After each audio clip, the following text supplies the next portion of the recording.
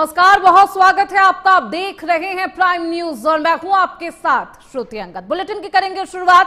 उत्तराखंड में आज जारी होगी बिजली की नई दरें। जी हां, नियामक आयोग कल से लागू करेगा ये नए दाम। ऊर्जा निगमों ने मांगी है 18.5% बढ़ोतरी। प्रदेश भर में कल से लागू होगी नई दरें। जन सुनवाई के बाद आयोग सुनाएगा अपना फैसला। चुनावी साल में जनता की जेब और भी ढीली होगी, जेब पर असर होगा। उत्तराखंड की बिजली उपभोक्ताओं के लिए आज का दिन बेहद अहम है, क्योंकि राज्य विद्युत नियामक आयोग यानी SERC अगले वित्तीय वर्ष के लिए नए बिजली दरों का ऐलान करने जा रहा। प्रदेश के 3 ऊर्जा निगम जो कि UPCL है, UJVNL है और पिटकुल ने संयुक्त रूप से 18.5% की भारी बढ़ोतरी का प्रस्ताव दिया है। क्या जेब पर असर होने वाला है? क्या आपको और भी परेशानी होने वाली है? क्योंकि अलग अलग जिलों में हुई जन सुनवाई और सभी पक्षों की दलीलें सुनने के बाद आयोग ने अपना फैसला सुरक्षित रख लिया है। सचिव नीरज सती के मुताबिक आज फैसले का ऐलान किया जाएगा। नई दरें जिनका ऐलान किया जाना है और ये नई दरें 1 अप्रैल से पूरे प्रदेश में प्रभावी हो जाएंगी, जिससे उपभोक्ताओं को मासिक बिल पर सीधा असर होना तय माना जा रहा है। तो इस खबर पर ज्यादा जानकारी के साथ हमारे सहयोगी मदन सिंह हमारे साथ जुड़ चुके हैं देहरादून से। मदन, आज बेहद अहम दिन है बिजली उपभोक्ताओं के लिए। फैसला सुरक्षित रख लिया क्या है? कितने बजे ये फैसला आना है? कि क्या ये सकारात्मक प्रभाव होगा या नकारात्मक? श्रुति, देखिए, प्रत्येक वर्ष 1 अप्रैल को जो है विद्युत की जो दरें हैं उसका ऐलान होता है और आज 12 बजे प्रेस कॉन्फ्रेंस के माध्यम से ये चीजें सब सामने निकल करके आएंगी। लेकिन जिस तरीके की परिस्थितियां राज्य में बनी हुई है और ऊर्जा के तीनों जो निगम है उन्होंने जो एक मांग रखी है, जो प्रस्ताव रखा है, वो कहीं ना कहीं परेशान करने वाला है, क्योंकि 18.5% की ये मांग की गई है। चाहे एक बहुत बड़ी संख्या है। अगर इसके आधार पर बढ़ोतरी होती है तो निश्चित तौर पर जो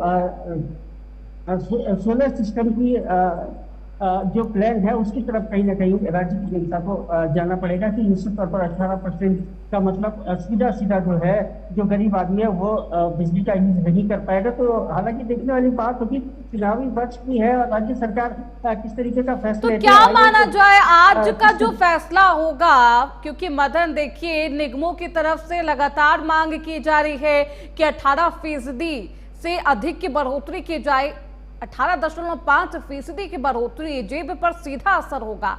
क्या माना जाए कि आज निगमों की ही मांग मानी जाएगी? ऐसे में इसके अलावा क्या विकल्प है लोगों के पास? सरकार किस तरीके से इस पूरे मामले पर काम करेगी?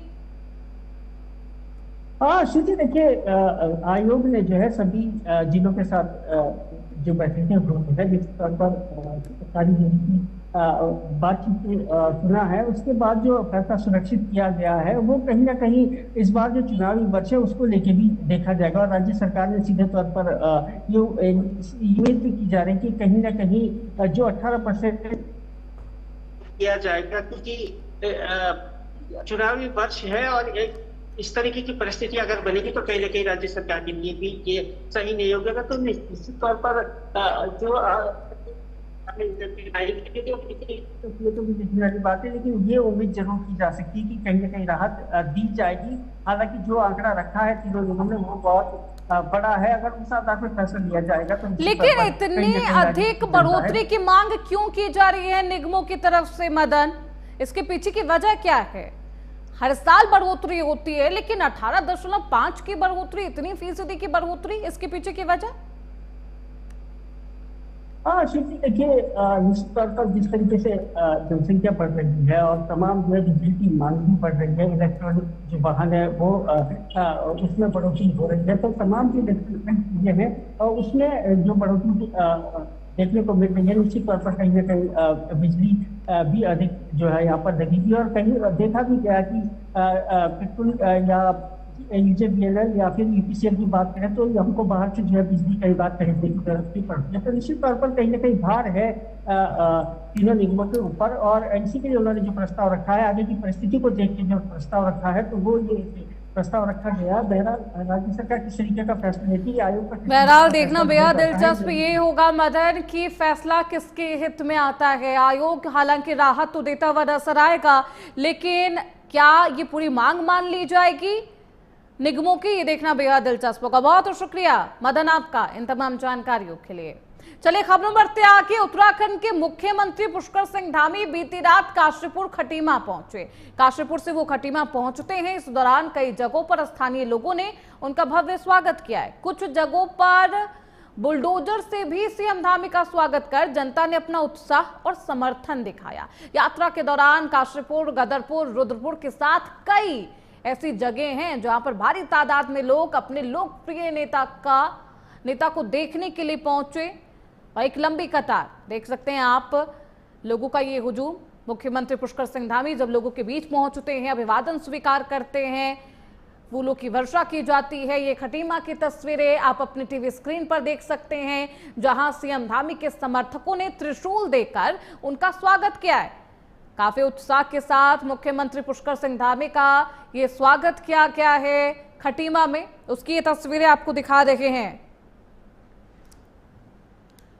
मुख्यमंत्री पुष्कर सिंह धामी जो कि बेहद लोकप्रिय नेता है, बेहद लोकप्रिय मुख्यमंत्री हैं, ऐसे में उनके स्वागत के लिए लोग घंटों भर इंतजार करते रहे और खटीमा में जब वो पहुंचते हैं तो ऐसे उत्साह के साथ भव्य स्वागत किया गया है। हाथों में त्रिशूल लेकर मुख्यमंत्री पुष्कर सिंह धामी लोगों का अभिवादन भी स्वीकार करते हैं। बेहद सहजता के साथ उन लोगों का अभिवादन करते हैं, उनके तोहफे को भी स्वीकार करते हुए मुख्यमंत्री पुष्कर सिंह धामी नजर आए। बुलडोजर से भी मुख्यमंत्री पुष्कर सिंह धामी का स्वागत हुआ है।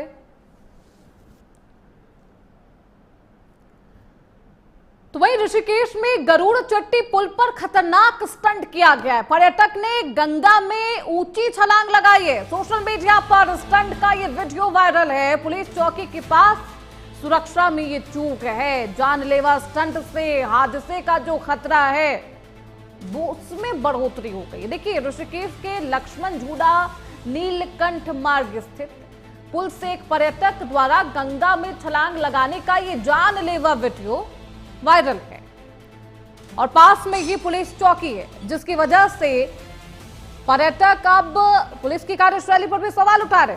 चौकी होने के बावजूद पर्यटक बेखौफ होकर इतनी ऊंचाई से स्टंट कर रहे हैं जिससे किसी भी वक्त कोई भी हादसा हो सकता है। स्थानीय लोगों ने प्रशासन की ढिलाई पर सवाल उठा दिया है।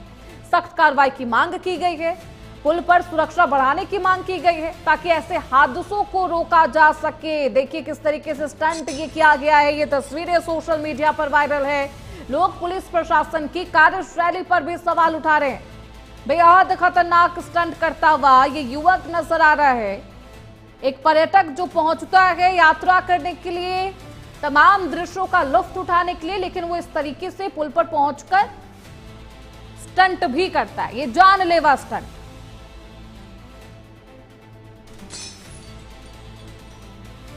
ये तस्वीरें सोशल मीडिया पर वायरल है। आप देख सकते हैं इन तस्वीरों में किस तरीके से पुल पर पहले लटकता हुआ, कुछ देर तक ठहरा हुआ ये व्यक्ति नजर आ रहा है। उसके बाद जानलेवा छलांग भी लगाता है। यही वो वीडियो है जो कि सोशल मीडिया पर वायरल है। और हैरानी की बात यह है कि इस पुल के ही बगल में थाना भी है। हालांकि पुलिस प्रशासन की कार्यशैली पर भी सवाल उठ रहे हैं। इतनी सख्ती के बाद भी किस तरीके से ये युवक जानलेवा स्टंट कर रहा है, ना कोई देखने वाला और ना ही कोई टोकने वाला। ये वीडियो सोशल मीडिया पर वायरल हुआ तो लोग पुलिस की कार्यशैली पर भी सवाल उठाने लगे। हमारे साथ हमारे सहयोगी मदन इस खबर पर ज्यादा जानकारी के साथ फोन लाइन पर जुड़ चुके हैं। मदन, क्या कुछ है ये पूरा मामला? देखिए किस तरीके से खतरनाक स्टंट किया जा रहा है। क्या यहाँ पर पुलिस प्रशासन की तैनाती नहीं है? हाँ श्रुति, देखिए निश्चित तौर पर उत्तराखंड में के कई मामले सामने निकल करके आ रहे हैं। जैसे में भी देखा कि तमाम स्टंटबाज जो कि बाइकों से स्टंट करते हैं, बहुत ही खतरनाक स्टंट करते दिखाई दे रहे हैं। और अब कहीं ना कहीं जो है जो उत्तराखंड की नदियां हैं और वहाँ पर जो पुल बने हैं वहाँ पर भी इस तरीके की हरकतें करते हुए तमाम लोगों को देखा जा रहा है।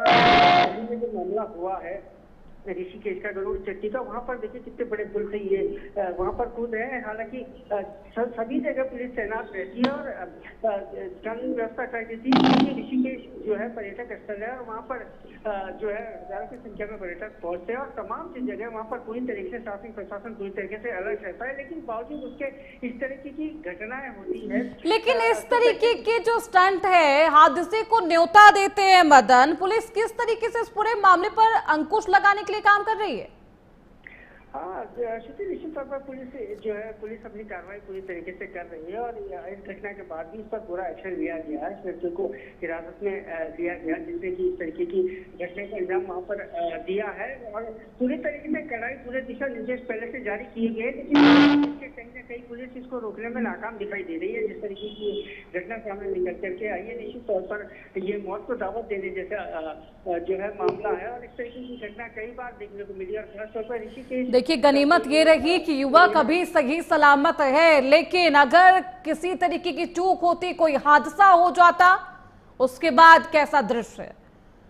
हालांकि इस तरीके के मामले पर पुलिस प्रशासन एक्शन में है। ये वीडियो सोशल मीडिया पर वायरल है। बहुत शुक्रिया मदन आपका इन तमाम जानकारियों के लिए। चलिए खबरों बढ़ते आगे। देहरादून में देर रात पुलिस की कार्रवाई, छापेमारी की गई है। समय सीमा के बाद खुले बार रेस्टोरेंट पर यह एक्शन लिया गया है। एसएसपी प्रमेंद्र सिंह डोभाल ने बेहद सख्त निर्देश दिए हैं। एसपी सिटी और ट्रैफिक की टीमों ने संभाली है कमान। नियमों का उल्लंघन करने वाले संचालकों पर शिकंजा कसा गया है। देहरादून पुलिस ने निर्धारित समय के बाद भी खुले रहने वाले बार और रेस्टोरेंट के खिलाफ बीती रात एक्शन लिया है। एसएसपी प्रमेंद्र सिंह डोभाल के निर्देश पर SP city, SP traffic, SP देहात के नेतृत्व में कई टीमों ने शहर के विभिन्न इलाकों में एक साथ छापेमारी की। इस दौरान नियमों का उल्लंघन करने वाले संचालकों पर भी सख्त कार्रवाई की गई। पुलिस ने बेहद साफ संदेश दिए हैं कि समय सीमा के बाद कारोबार करने वालों पर अब रियायत नहीं दी जाएगी, किसी तरीके की रियायत बढ़ती भी नहीं जाएगी।